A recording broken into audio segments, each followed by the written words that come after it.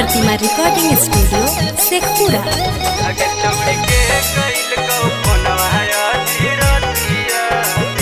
Mix by Shailendra बाबू।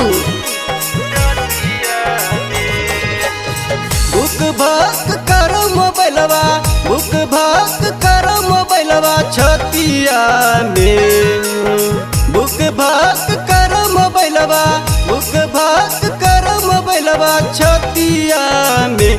अगे छौड़ी के कैल कौ फोनमा धीरतिया में। अगे छौड़ी के कैल कौ फोनमा धीरतिया में। बुक भक करो मोबाइलवा, बुक भक करो मोबाइलवा छतिया में। बुक भक करो मोबाइलवा, बुक भक करो मोबाइलवा छतिया में। अगे छौड़ी के कैल कौ फोनमा धीरतिया में। अगे छौड़ी के कैल कौ फोनमा धीरतिया में।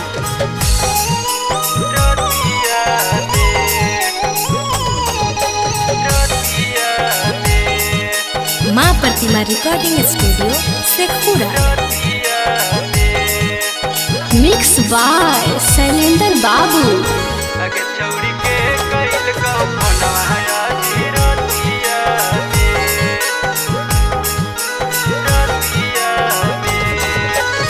मोटे गोटे शरीर हालौ 16 के जवानिया। दूबर पातर भेलही कैसे बतबे कहानिया। मोटे गोटे शरीर हालौ 16 के जवानिया। दूबर पातर भेलही कैसे बतबे कहानिया।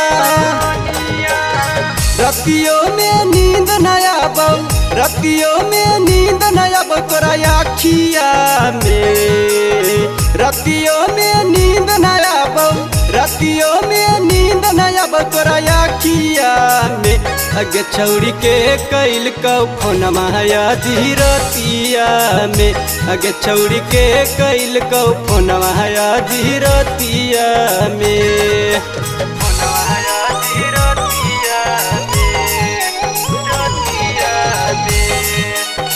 माँ प्रतिमा रिकॉर्डिंग स्टूडियो शेखपुरा।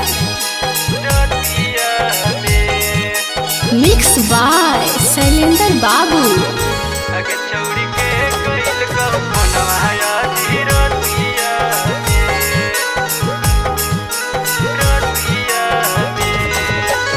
सोनमा के घड़िया शोभौ गोरी तोर कलाई में। के दिल कौ आईफोन तोरा मोबाइल गे।